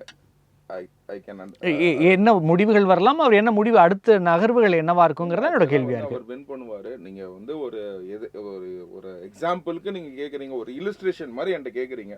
அந்த இல்லுஸ்ட்ரேஷன் மாதிரி இருந்துச்சு வந்து பாத்தீங்கன்னா நீங்க சொல்ற மாதிரி தொங்கு சட்டசபை எல்லாத்துக்குமே வந்து சீட்டு கிடைக்காம போச்சு அப்படின்னு கேட்டீங்கன்னா he will be ready for the re-election. Because in 2013 it has happened for Aam Aadmi Party. Aam Aadmi Party நடந்தப்ப என்ன சொன்னார்னு கேட்டிங்கன்னா, Aravind Kejriwal I am ready for re-election. புரிஞ்சுங்களா? He said I will not give any support to either to BJP or to Congress. ஆனால் வந்து பார்த்தீங்கன்னா காங்கிரஸ் வந்து வாலண்டரியாக வந்து எங்களுக்கு வந்து எதுவுமே வேணாம், புரிஞ்சுங்களா, உங்களுக்கு எங்களுக்கு பொறுப்புகள் எதுவுமே வேணாம், உங்களுக்காக வந்து வெளியிலேருந்து நாங்கள் ஆதரவு கொடுக்குறோம்னு சொல்லி காங்கிரஸ் தான் சொல்லுச்சு. பட் அரவிந்த் கெஜ்ரிவாலோட வார்த்தைகள் வந்து I will go for reelection சொன்னார். அதே வார்த்தையை தான் வந்து விஜய் அவர்கள் எப்படியாக இருந்தாலும் தளபதி விஜய் அவர்கள் ஆட்சி அமைக்கிறார். அதுதான் சதீஷோட டேக்அவே நம்ம பார்க்கலாம். ஜெகதீஸ்வரன் சார், தமிழகத்தில் இப்போ 4ஆம் தேதிக்கு வரப்போகிற அந்த ரிசல்ட்டுங்கிறது எல்லோரும் வேறு வேறு ப்ரிடிக்ஷன் சொல்லிட்டு இருக்காங்க. நம்ம நிறைய அலசி இருக்கும், நிறைய விஷயங்கள் பேசியிருக்கோம். அப்படியா இருந்தால் கூட ஒரு டபுள் டிஜிட்டில் விஜய் வருவதற்கான வாய்ப்புகள் இருக்குன்னு பெரும்பான்மையான கருத்து கணிப்புகள் சொல்கிறாங்க. அப்படி வருகிற பட்சத்தில் 2 பெரும் கட்சிகளுக்கு அறுதி பெரும்பான்மை கிடைக்குமா? அப்படி கிடைக்கலனா என்ன நகர்வுகள் தமிழகத்தில் இருக்கும்னு நினைக்கிறீங்க? உங்களோட இறுதியான கருத்து. இல்லைங்க, நான் முதல்ல சொல்லிட்டேங்க, நீங்க வட இந்திய ஊடகங்கள் நீங்க பெர்சன்டேஜை வந்து ப்ரோரேட்டா பேசிஸ்ல சீட்ஸா கன்வெர்ட் பண்ண முயற்சி பண்றாங்க. அது நீங்க என்டிடிவி, ரிபப்ளிக், பீப்புள் பல்ஸ் எல்லாருமே சொல்றேன், தொடர்ச்சியாக CNN எல்லாருமே வந்து என்ன பண்றாங்கன்னு கேட்டீங்கன்னா அப்படியே பெர்சன்டேஜா கன்வெர்ட். அதனாலதான் என்டிகேக்கு 6 சீட்டு கொடுக்குறாங்க, அதர்ஸுக்கு 2 சீட்டு கொடுக்குறாங்க. நான் சொல்றேன், நீங்க சீமான் அவர்கள் வின் பண்ணணும்னு எல்லாருக்கும் ஆசை இருக்கலாம், ஆனால் எனக்கு தெரிஞ்ச அதற்கான வாய்ப்புகள் இல்லை. அங்க மாங்குடி தான் ஜெயிப்பார். நீங்க வந்து அதே மாதிரி டிவிக்கு எல்லா இடங்களிலையும் வரணும்னு ஒரு ஆசை நிறைய பேருக்கு இருக்கலாம், பட் அதற்கான வாய்ப்புகள் என்பது என்னை பொறுத்த வரைக்கும் குறைவு. டபுள் டிஜிட்டுக்கான வாய்ப்புகள் இல்லை. நான் ரொம்ப கான்பிடண்டா சொல்றேன், விஜய் சொல்ற கான்பிடண்டா இருக்குன்னு சொல்றேன், அந்த கான்பிடன்ஸோட சொல்றேன். டிவிக்கு அந்த சீட்ஸ் எல்லாம் வரக்கு 2 டபுள் டிஜிட் சீட்ஸ் வரக்கான வாய்ப்புகளே கிடையாது. பெர்சன்டேஜா வருவாங்க, நான் அதை ஒத்துக்கிறேன், பெர்சன்டேஜா வருவாங்க. நீங்க ஒரு பெர்சன்டேஜா பாத்தீங்கன்னா பெரிய இமாலய சாதனை, ஹிஸ்டரி தான், உண்மையிலே வரலாறு தான். அந்த வரலாற்றெல்லாம் எல்லாரும் ஏத்துக்கிட்டு தான் ஆகணும். அதுல வந்து அது எப்படிப்பட்டவர் வாக்களித்தார்கள் தனி விவாதம், பட் அந்த வரலாறு தான், அதெல்லாம் இந்த மாற்றத்திற்கும் இல்லை. பட் அதே நேரத்தில் 2 டிஜிட்ல வருவாங்க, ஆட்சி அமைப்பாங்க, எதிர்கட்சியா வருவாங்க, அதற்கெல்லாம் வாய்ப்புகளை இந்த தேர்தல் இல்லை. மேபி அடுத்த தேர்தல்களில் அதற்கான வாய்ப்புகள் அமையலாம், இந்த தேர்தல் அதற்கான வாய்ப்புகளே இல்லை. நீங்க இன்னொன்று, இந்த 2 கட்சியும் நீங்க வந்து ஒரு பதட்டம் நிச்சயமாக இருக்கும். நீங்க வந்து ஒரு 2 பிளேயர்ஸ் தொடர்ச்சியா இருக்காங்க, ஒரு 3வது பிளேயரா வர்றாரு, அதிகமா எஃபோர்ட்ஸே போடல. இவங்களோட உழைப்புக்கு நீங்க ஸ்டாலின் அவர்கள், எடப்பாடி பழனிசாமி, சீமானோட உழைப்பை கம்பேர் பண்ணும்போது விஜய் உழைக்கவே இல்லை, உழைக்க தயாராகவும் இல்லை, ஓய்வெடுத்த ஒரு அரசியல்வாதியாகத்தான் இருக்கின்றார். அப்படிப்பட்ட அரசியல்வாதிக்கு மக்கள் வந்து இப்படி ஆரவாரமாக இவ்வளவு வாக்களை அள்ளி வீசுகிறார்கள் என்றால் அதற்கான காரணங்கள் என்ன? சினிமாங்கிறது மிக முக்கியமான பிரதானமான காரணம். அதை தாண்டி என்ன காரணங்கள் இருக்கிறது? நாம் எந்த இடத்துல நம்ம கோட்டை விட்டு இருக்கோம்? நம்ம இப்ப அதிமுக பொறுத்த வரைக்கும் நம்ம இளைஞர்கள் அப்படிங்கிறது பெரிய பற்றாக்குறை இருக்கு. இளைஞர்கள் யாருன்னே தெரியல. இளைஞர்களுக்கான ஒரு ஆதர்சனமான யாரும் இல்லை. இளைஞர்கள் அந்த கட்சியில் இல்லாத ஒரு நிலைமை இருக்கு பார்க்க முடிகிறது. திமுக ஊழல் பிரச்சனை, சட்டம் ஒழுங்கு பிரச்சனை, பாலியல் பிரச்சனை, இதெல்லாம் வந்து மக்கள் ஒரு மாற்றம்னு சொல்லும் பொழுது பிரதானமாக அவர் ஏன்னா மாற்றத்துக்கு தொடர்ச்சி ஆள் வந்துட்டே தான் இருக்காங்க. பொன்னாடி கமல் வந்தாரு, சீமான் வந்தாரு. பட் மாற்றத்திற்கு நாங்கள் விஜய்க்காக தான் வாக்களிப்போம்னு சொல்றதுல எனக்கு மாறுபட்ட கருத்துக்கள் இருக்கிறது. விஜய்க்கு தான் நீங்க வாக்களிக்கிறீங்கன்னா அடிப்படையில் நம்ம ரசிகர் விஜய் நமக்கு பிடிச்சிருக்கு. பட் அதை வந்து மாற்றம்னு ஏத்தி விடுறோம். நமக்கு வந்து சில நேரங்கள் சங்கடங்கள் இருக்கும். திமுக நான் வாக்களிச்சு வெளிப்பட சொல்றதுல சங்கடம் இருக்கும். ஏன்னா அது ஊழல் கட்சி, என்ன அதுக்கு வாக்களிச்சான்னு சொல்லி கேட்பான். ஆனா அவனும் திமுக தான் வாக்களிச்சிருப்பான். அதே மாதிரி அதிமுக வாக்களிச்சுன்னு சொல்ல சங்கடம் இருக்கும். அதே மாதிரி ஒரு நடிகருக்கு வாக்களிச்சு சொல்ல சங்கடம் இருக்கும். அதனால என்ன மாற்றத்திற்கு வாக்களித்தேன் அப்படின்னு சொல்லி சொல்றாங்க. ஏன்னா சொல்றது ரொம்ப தீவிரமான கேள்விகளை நான் பல தொடர்ச்சியா முன்வைக்கின்றேன். நீங்க மாற்றத்துக்கு வாக்களிச்சீங்களே, உங்களுடைய கரண்ட் எம்எல்ஏ யார் அப்படின்னு கேள்வி கேட்டா அவங்க சொல்ற பதில் என்னோட கரண்ட் தொகுதியே எனக்கு தெரியாதுன்னு சொல்லி சொல்றாங்க. தொகுதியே தெரியாதவங்க தான் மாற்றத்திற்காக அதிகமாக மெனக்கெடக்கூடிய நம்பர் எல்லாம் இருக்கு. நான் வந்து சிறுமைப்படுத்தல இல்ல அரசியலிலிருந்து விலகி இருந்த அந்த இளம் தலைமுறையினர் அரசியலை நோக்கி வராங்க அப்படின்னு நம்ம அதை பாசிட்டிவா பார்க்க முடியாதா? ஏன்னா கடந்த தலைமுறையில இருக்கிற நிறைய பேர், நிறைய இளைஞர்கள் தயவு செய்து புரிஞ்சுக்கங்க. அவங்களுக்கு தெரிஞ்ச அரசியல் ஒன்னே ஒண்ணுதான். இந்த உலகத்திலே 2 கட்சி தான் இருக்கு. ஒன்னு தீய சக்தி திமுக, ஒன்னு தாவேக. 3வது கட்சி தெரியல. நான் பேசுறேன். என் வீட்டு பிள்ளைங்க கூட சொன்னேன். வேற யாரையும் குறை சொல்லல. என் வீட்டு பிள்ளைங்க சொல்லுது 2 கட்சி தான் இந்த உலகத்துல இருக்கு. இந்த நாட்டோட குடியரசுத் தலைவர் யார் தெரியாது. இந்த நாட்டோட பிரதமர் அப்பெல்லாம் ஒருத்தவங்க இருப்பாங்களா? நாட்டோட இந்த தமிழ்நாட்டோட முதலமைச்சர் அப்பெல்லாம் ஒண்ணு இருக்கா? இது எதுவுமே தெரியாது. ஆனா எங்களுக்கு தெரிஞ்சது 2 கட்சிகள் தான். இதுதான் எங்களுக்கு தெரிந்த அரசியலம். தயவுசெய்து அது கொச்சப்படுத்தாதீங்க. அரசியல் அல்ல. ஜெகதீஸ்வரன் சார், ரொம்ப சரியான புள்ளியில வந்திருக்கீங்க. விஜய் வந்த பிறகுதான் இந்த நாட்டோட பிரதமர் யார், குடியரசுத் தலைவர் யார், எம்எல்ஏ யாருங்கிறது மக்களுக்கு மறந்து போச்சா? இல்லையே. அதற்கு முன்பிலிருந்தே அந்த தலைமுறையினர் அந்த அரசியல் களத்திலிருந்தே, ஆட்சி அதிகாரங்களிலிருந்தே, இந்த தகவல்களிலிருந்தே வெகு தூரத்தில் இருந்தாங்க. இதுக்கு எங்களுக்கு எந்த சம்பந்தமும் இல்லைன்னு இருந்த மக்கள் இப்பொழுது அட்லீஸ்ட் விஜயும் திமுகவும் இருக்குது, இப்படி ஒரு கட்சி இருக்குது, எலெக்ஷன் இருக்குது, ஓட்டு போடலாம், இப்படிலாம் இருக்குங்கிற அந்த அடுத்த கட்ட நகர்வுக்கு நுழைஞ்சிருக்காங்க அப்படின்னு நம்ம இதை பாசிட்டிவா பார்க்க முடியாதா? அரசியல் கட்சி சார்புகள்லாம் தாண்டி இங்க அதிமுக கட்சி இருக்கு, பாஜக கட்சி இருக்கு, காங்கிரஸ்ங்கிற கட்சி இருக்கு, இங்க வந்து நாம் தமிழர்ங்கிற கட்சி இருக்கு. அரசியல் கட்சிகள் இத்தனை இருக்கின்றன. ஆனா எங்களுக்கு வந்து ஒன்னு எதிரி, ஒன்னு நண்பன். இது அரசியல் போக்கு அல்லங்க. தேர்தலோட வாழ்க்கை முடிஞ்சிடாது. இன்னும் பல விஷயங்கள் இருக்கு. அரசியல்னா என்னங்கிறது தெரியாத ஒரு நபர் தான் சொல்றேன். அரசியல் என்ன தெரியாத ஒரு நபர் அரசியல் நம்ம கத்துக் கொடுக்குறாரு. அதை நம்ம அரசியல் நினைச்சுக்கிறோம். அவர் கிரேக்கர், அவர் அரசு நம்ம நினைச்சுக்கிறோம். ஆனா அவருக்கு சொல்லிக் கொடுக்குறவங்களுக்கு அரசியல் தெரியாது. அதுதான் இங்க ஆபத்தா நான் பாக்குறேன். நீங்க வந்து அடிப்படையில ஏதாவது அங்கேயும் நீங்க ஒண்ணு இல்லைங்க. சிம்பிளா போ, ஒரு தொடர்ச்சியா ஒருத்தர் பேப்பர் படிச்சுட்டே இருக்காரு. அவருக்கு வந்து விஷயங்கள் தெரியும், உலக ஞானம் என்ன, விஷய ஞானம் என்னங்கிறது தெரியும், நாட்டு நடப்புல. நான் திடீர்னு ஒரு நாள் பேப்பர் படிக்கிறேன். பேப்பர் படிச்சுட்டு ஓ அப்படியா இப்படியா அப்படின்னு சொன்னா என்ன வித்தியாசம் இருக்கும்? அந்த வித்தியாசம் தான் நீங்க இருக்கிறது. தொடர்ச்சியா பேப்பர் படிப்பாங்க, அது படிக்க மாட்டாங்க. அதுதான் பிரச்சனை. ஓகே, நான் உள்ள வந்துட்டு நீங்க சொல்றீங்களா 2 கட்சி தெரிஞ்சுக்கிட்டேன்ல. 3வது கட்சியை நான் தெரிந்து கொள்ள ஆர்வம் இருக்கிறதா? இல்லை. எனக்கு ரிசல்ட்டுக்கான வெயிட் பண்றேன். எங்க அண்ணா ஜெயிக்கிறாரா இல்லையா? அண்ணா ஜெயிச்சா நான் சந்தோஷப்படுவேன். அண்ணா தோத்தா சோகமா இருப்பேன். அதுக்கப்புறம் நான் என்னோட பழைய வாழ்க்கை பார்க்க போறேன். அரசியல்லாம் எனக்கு தேவையில்லை. எனக்கு மறுபடியும் வந்து நான் எந்த என்டர்டைன்மெண்ட்ல இருந்தேனோ அந்த என்டர்டைன்மெண்ட் தான் எனக்கு. நான் வந்து ஆண்கள் பெண்கள் எந்த ஜெண்டர் பார்க்கணும்னு சொல்லல. எங்க தமிழ்நாட்டுல ஒட்டுமொத்தம் எத்தனை பேர் நியூஸ் பார்ப்பான்னு நினைக்கிறீங்க? வெறும் 10% தான். வெறும் 10 விவாதங்கள் எத்தனை பேர் பார்ப்பான்னு நினைக்கிறீங்க? ஒரு 8% 10%. அதுதான் மக்களுக்கு பாதிக்கக்கூடிய பிரச்சனை. டிமானிட்டேஷன் வந்துச்சா விழுந்து டிவி பார்ப்பாங்க. ஜிஎஸ்டி ஏதாவது நமக்கு பாதிக்க பொதுவாக விழுந்தது, கொரோனா வந்துருச்சு விழுந்து பார்ப்பாங்க. அதை தாண்டி மக்களுக்கு பெரிய அக்கறை எல்லாம், அரசியல் அக்கறை பெருசா பொதுவா கிடையாது. அதுதான் சொல்றேன். திடீர்னு அக்கறை வந்த மாதிரி நம்ம எல்லாம் வேடம் போடுகிறோம். அந்த வேடம் வந்து 4ஆம் தேதி கலைஞ்சிரும். மறுபடியும் நம்ம வேலையை பார்க்க போயிருவோம். இது வந்து அரசியல் புரிதல். விஜய் அரசியல் படுத்திட்டார். தயவுசெய்து சொல்லாதீங்க, இது அரசியல் அல்ல. தொடர்ந்து பேசலாம் சார். ஆரோக்கிய சார், அவரோட கேள்விக்கு நீங்க பதில் சொல்வீங்கிறது தெரியும். அதை சுருக்கமா சொல்லுங்க. என்னோட இறுதி கேள்வியை வச்சிடறேன். அதையும் உள்வாங்கிட்டு இவ்வளவு அலைஞ்சாங்களே, இந்த திமுக ரொம்ப எஃபோர்ட் போடாத விஜய்னு சொல்றாங்களே. இந்த எஃபோர்ட் போடாத விஜய் வந்து மக்களை அரைஞ்ச அளவுக்கு இவங்க நல்லா வந்து எங்கேயோ பிரச்சாரம் பண்றேங்கிறாங்க, சந்து புந்துல போய் பண்றேங்கிறாங்க. அவங்க போய் ரீச் பண்ண முடியல. ஓகேங்களா? he has reached the people in the proper form. இன்னும் ஒரு மாற்றம் நீங்க என்ன, அரசியல் உங்களுக்கு தெரியல. எங்க என் குழந்தைக்கு நான் தாங்க பேரண்ட். புரிஞ்சுங்களா? பேரண்டிங்கிறது நம்ம வந்து குழந்தை பிறந்ததுக்கு அப்புறம் நம்ம கத்துக்கிட்டே இருப்போங்க. எவ்ரிடே வி அப்டேட்டுங்க. Actually I'm a lawyer. நாங்க வந்து சாவர வரைக்கும் ஐம் a practicing lawyer தான். Everyday I learn from it. புரிஞ்சுங்களா? எல்லாத்தையும் கத்துக்கிட்டு தான் நான் வரணும். இல்ல ஒரு அரசியல் தலைவராக அவரோட உழைப்பு பத்தவில்லைன்னு சொல்றாங்க. அதுக்கு ஒரு முடிவு புரிஞ்சுங்களா? இங்கே நம்ம 3 பேர் உட்கார்ந்துருக்கோம், 3 பேத்துக்குமே வேற டிஃபரன்ஸ் ஆஃப் ஒப்பீனியன் புரிஞ்சுங்களா? அப்படிங்கும் போது இதுதான் கரெக்ட். இப்ப அவர் பேசுனதுதான் வந்து அவர் கரெக்ட் நினைச்சிட்டு இருப்பார், நான் பேசுனதான் நான் கரெக்ட் நினைச்சிட்டு இருப்பேன், நீங்க பேசுறது நீங்க கரெக்ட் நினைச்சிட்டு இருப்பீங்க. இதான் டிஃபரன்ஸ் ஆஃப் ஒப்பீனியன் புரிஞ்சுங்களா? அப்படிங்கும் போது இந்த அரசியலே கிடையாது, இது அரசியலே புரியல. இவ்வளவு அலைஞ்சாங்களே, இவங்களால போய் அச்சீவ் பண்ண முடியலையே.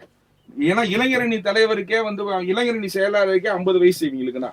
Only he is not able to reach the 18, he was not able to reach the 25 years old, he was not able to reach even the 40 years old. நீ இவ்வளவு நாள் அரசியல் பண்ணாம நீ எங்க போய் அரசியல் பண்ண? நான் அலைஞ்சேன். How to reach the people, how to give the message. இப்ப அவர் சொல்றாரு பாருங்க, மெசேஜ் என் பிள்ளைங்களுக்கே தெரியல அப்படின்னு சொல்றாரு. அது உண்மைதான் புரிஞ்சுங்களா? அது சொல்லி கொடுக்க வேண்டிய கடமை யாருக்கு இருக்கு? அவருக்கு இருக்கு. நீ ஊருக்கு ஃபுல்லா நம்ம உட்காந்து டிபேட் 8% பேசும்போது வீட்டுல இருக்கவங்களுக்கு நம்ம பேச மாட்டோம். இன்னைக்கு வந்து அரசியல் படுறாங்க. அப்படிங்கும்போது கொஞ்சம் கொஞ்சமா அவங்க கத்துக்குவாங்க. ஜெகதீஸ்வரன் சார், என்னோட இறுதியான கேள்வி வச்சிடறேன், சுருக்கமான உங்களோட விளக்கம். அவர் வைக்கிறதுல முக்கியமான விஷயம், விஜய் சரியாக அரசியல் வயப்பட்டிருக்கிறாரா, அவர் அதை உழைக்க தயாராக இருக்கிறாரா அப்படிங்கிற கேள்வி ஒட்டுமொத்தமாக வைக்கப்படுகிறது. அதோட ஒரு பிரதிநிதியா தான் அவர் அந்த இடத்த தொட்டிருக்கார். அந்த உழைப்பு போதுமா அப்படிங்கிற கேள்வி இருக்கு. அதற்கு சரியான உங்களோட பதில் எதிர்பார்க்க இல்ல. ஆக்சுவலா வந்து பாத்தீங்கன்னா உழைப்பு போதுமா வேணாமாங்கிறது நான் வந்து this what I can do it, this what I will do it புரிஞ்சுனா எனக்கு இவ்வளவுதான் பர்மிஷன் கிடைக்குது. ஏன்னு கேட்டீங்கன்னா அவர் வந்து ஒரே நிமிஷம் சார், நான் வாரம் வந்து பாத்தீங்கன்னா நான் வந்து பிளான் பண்றேன் புரிஞ்சுங்களா? I have my schedules, all my schedules. இப்போ வந்து பாத்தீங்கன்னா நான் வந்து ஒரு ஸ்ட்ரக்சர் வந்து உருவாக்கிட்டு இருக்கேன் புரிஞ்சுங்களா? நீங்க வந்து பிளாட்ஃபார்ம் போட்டு இது பண்ணி பர்மனன்ட் ஸ்ட்ரக்சர்ல நீங்க உட்காந்துருக்கீங்களா? நம்ம வந்து ஸ்ட்ரக்சர் உருவாக்கிட்டு இருக்கோம். இந்த டீம் உருவாக்குறோம், அந்த டீம் உருவாக்குறோம். அப்படிங்கும் போது பாத்தீங்கன்னா கரூர் விஷயத்துக்கு முன்னாடியில இருந்தே அவர் வாரம் வந்து எல்லாத்தையும் அச்சீவ் பண்ணணும்னு நினைச்சாப்ல. அப்படிங்கும் போது இன்னைக்கு முடிஞ்சிட்டு வந்து உட்காரும் போது பாத்தீங்கன்னா புதிய பிரச்சனைகள் ஒண்ணு வரும் புரிஞ்சுங்களா? And he is one point of contact. எனக்கு பொறுத்த வரைக்கும் வந்து பாத்தீங்கன்னா எல்லாருமே வந்து பாத்தீங்கன்னா விஜய்கிட்ட பேசணும் தான் சொல்றாங்க. அது ஒரு பெரிய பிரச்சனை. நம்ம ஜெகதீஷன் சாரே வந்து கட்சியை விட்டு வெளில காரணமே என்னன்னு கேட்டீங்கன்னா அவர் நான் டைரக்டாவே மீட் பண்ண முடியலன்றாரு. சோ இந்த மாதிரி பல விஷயங்கள் இருக்கும் போது வந்து பாத்தீங்கன்னா so whatever efforts what he can do it on his time புரிஞ்சுங்களா? because 100% he has given it out. அந்த அவுட்புட் தான் வந்து இன்னைக்கு ரிசல்ட்ஸ்னு சொல்லுவேன். தொடர்ந்து பேசலாம் சார். சார் ஜெகதீஸ்வரன் சார், அவர் ஒரு முக்கியமான கருத்து வைக்கிறார். இந்த கால இளைஞர்களுக்கு தேவையான அரசியல் நகர்வுகள் என்னவோ அதை சரியாக செஞ்சு அந்த இளைஞர்களை அடுத்த கட்ட வாக்காளர்களை சரியாக ரீச் பண்ணியிருக்காரு. இன்றைக்கி கடந்த காலங்களில் அந்த பழைய பிரச்சார முறை அல்லது அரசியல் முறைகள் என்பது மக்களுக்கு போர் அடிச்சிடுச்சு, இப்போ இதை தான் எதிர்பார்க்கிறார்கள், அதை சரியாக செய்கிறார் அப்படின்னு ஒரு வார்த்தை வைக்கிறார். அதை நம்ம எப்படி பார்க்கலாம்? அடுத்த கட்ட அரசியல் களத்துக்கு தமிழகம் தயாராகிவிட்டதா? இல்லைங்க, அதுக்கு முன்னாடி நான் விஜய் பார்க்க முடியாதனால கட்சி விட்டு வந்தேன்னாரு. அது காரணம் அல்ல. அதுக்கு எனக்கு தெரிஞ்ச ஒரு 20 வீடியோஸ் பேசியிருக்கேன். அது வாய்ப்புள்ளவர்கள் பார்த்துக்கட்டும். அதெல்லாம் காரணம் இல்லை. நான் விஜய் இன்னைக்கு பார்க்கணும்லாம் முயற்சி எல்லாம் பண்ணல. அது பெரிய கதை, அதை விட்டுறலாம். இரண்டாவதாக நீங்க கேட்ட கேள்வி, நீங்க முறைகள் மாறிவிட்டதான்னு கேட்டீங்கன்னா, நீங்க இன்னைக்கும் நீங்க ஒவ்வொரு தொகுதி சார்ந்த பிரச்சனைகளை மையப்படுத்தி தான் ஒவ்வொரு வேட்பாளரும், அது சுயேட்சை வேட்பாளராக இருக்கலாம், இல்ல கட்சி சார்ந்த வேட்பாளராக இருக்கலாம், அந்த வேட்பாளர்கள் வீடு வீடா போறாங்க, மக்கள்கிட்ட போறாங்க, அந்த நோட்டீஸ் கொடுக்குறாங்க. இந்த தொகுதிக்கு நான் என்ன செய்யணும்? பொதுவாக ஒரு கட்சியாக எங்களோட வாக்குறுதிகள் இது எங்க தலைவர் சொல்லிருக்காரு. இந்த தொகுதிக்கு நம்ம ஏற்கனவே செஞ்சிருக்கோம். இந்த தலைவர்களாக போகும்பொழுது திமுக தலைவர் பேசுறாரா, இதற்கு என்ன செஞ்சேன், என்ன செஞ்சுட்டு இருக்கேன், என்ன செய்ய போறேன். அதிமுக தலைவர் இதற்கு என்ன செஞ்சேன், இதுதான் ஃபார்மட். விஜய் மாதிரியானவர்கள் என்ன செஞ்சேங்கிற சொல்ல முடியாது, என்ன செய்ய போறேங்கிற சொல்லலாம். பட் அதை தாண்டி தொகுதி சார்ந்து ஒவ்வொரு வேட்பாளரும் பேசுவாங்க. என்ன சொல்ல, திமுக மாவட்ட ரீதியா தேர்தல் அறிக்கையெல்லாம் கொடுக்குறாங்க, ஒவ்வொரு வாட்டியுமே கொடுக்குறாங்க. விஜய் இந்த வாட்டி ஒரு தொகுதி சார்ந்து அவரும் பேசவில்லை. நிறைய கேண்டிடேட்ஸ் இதை போய் நோட்டீஸ் வாங்கியே பார்த்தேன். அவங்களும் விஜய் முதலாக சில பெண்களுக்கான வாக்குறுதி மட்டும்தான் போட்டு அந்த நோட்டீஸை கொடுத்தாங்களே தவிர தொகுதி சார்ந்து யாருமே பேசல. இது ஒரு ஆபத்தா பார்க்கிறேன். என் தொகுதி சார்ந்து எனக்கு எந்த பிரச்சனையும் தெரியாது, ஆனா தொகுதிக்காக நான் எம்எல்ஏ ஆயிட்டேன். கேள்வி வைப்பாங்க. அந்த தொகுதி சார்ந்து பேசிக்கொண்டே இருந்தவர்கள், எல்லா முறையும் பேசிக்கொண்டே இருந்தவர்கள் என்ன செஞ்சிட்டாங்க, அவங்க செஞ்சிருந்தாங்களே இப்ப பேசுறதுக்கு பொதுவா நீங்க மட்டுப்படுத்தாதீங்க. எல்லாரும் செஞ்சுட்டு தான் இருக்காங்க.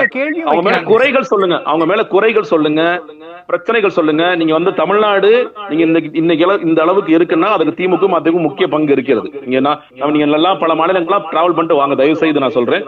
தமிழ்நாட்டு பிரச்சனைகள் இருக்கு, ஊழல் பிரச்சனை இருக்கு, சில நேரங்கள் சரியா கவனிக்காம விட்டுருக்காங்க, அப்படி சொல்லுங்க. ஒண்ணுமே செய்யாம இருக்கிறாங்கிறது பத்தாம்பதோட வாதத்தை வைக்காதீங்க. இங்க இன்னைக்கும் சொல்றேன், மக்களுக்கு ஒரு பிரச்சனைனா திமுக அதிமுக ஓடோடி வர்றாங்க. அது எம்எல்ஏவா இருந்தாலும் சரி, எம்எல்ஏவா இல்லாட்டி சரி, அந்த ஊர்ல ஒரு போலீஸ் பிரச்சனைனாலும் அவங்க தான் முதல் ஆள களத்துல வந்து நிக்கிறாங்க. அதுதான் எதிர்பார்ப்பாங்க மக்கள். ஏமா அவங்க 2 பேருக்கும் அவங்க 2 பேர் பிடிக்காட்டி கூட ஏன் அவங்க 2 பேருக்கு மாத்தி மாத்தி ஓட்டு போட்டுட்டே இருக்காங்க? காரணம் அதுதான். அதுதான் எதிர்பார்ப்பாங்க. தொகுதி சார்ந்து இங்க வேலைகள் நடந்து கொண்டுதான் இருக்குது. அது வந்து தொகுதிகளுக்கு பிரச்சனை ஆடியன்ஸ் என்ன எதிர்பார்க்கறாங்களோ ஆடியன்ஸ் பல்ஸ் பார்த்து பேசி இருக்காரு விஜய் அப்படிங்கறத நம்ம புரிஞ்சுக்கலாமா? இல்லங்க, நீங்க மே 4ஆம் தேதி தெரிஞ்சிருங்க. அவரோட ஆடியன்ஸுக்கு அது ஓகேங்க. அவரோட ஆடியன்ஸ்க்கு பேச வேண்டிய அவசியமே இல்லைங்க. அவரோட ஆடியன்ஸ் அவரோட முகத்தை பார்க்க வந்தார்கள். முகத்தை பார்த்தாலே வாக்களிப்போங்கிற உறுதி எடுத்துட்டாங்க அவங்க. அவங்களுக்கு தேவையே இல்லை எதுவுமே. பட் அதை தாண்டி நீங்க வந்து சிஎம் ஆகணும்னு நினைக்கிறீங்கல்ல, இல்ல எதிர்ப்பு தலைவர் ஆகணும்னு நினைக்கிறீங்களா? ஏன் வந்து சீட்ஸ் கன்வெர்ட் ஆகாதுன்னு சொல்றேன்னா, நீங்க பொதுவான ஆடியன்ஸ் நடுநிலைவாதிகளாக இருக்கக்கூடாது. நீங்கள் தொடவில்லை. அவங்களோட நம்பிக்கையை நீங்க சில பேருக்கு கொடுத்திருக்கலாம், எல்லோருக்குமாக நீங்கள் கொடுக்கவில்லை. அது ஆமாவா இல்லையாங்கிறது மே 4ஆம் தேதி நான் சொல்றது உண்மையா பொய்யாங்கிறது மே 4ஆம் தேதி இந்த பெட்டியை திறந்தா தெரிஞ்ச போகுது. நன்றி சார். நம்முடைய விவாதத்தில் கலந்து கொண்டு பல்வேறு கருத்துக்களை நம்மோடு பகிர்ந்து கொண்டமைக்கு நன்றி. நன்றி.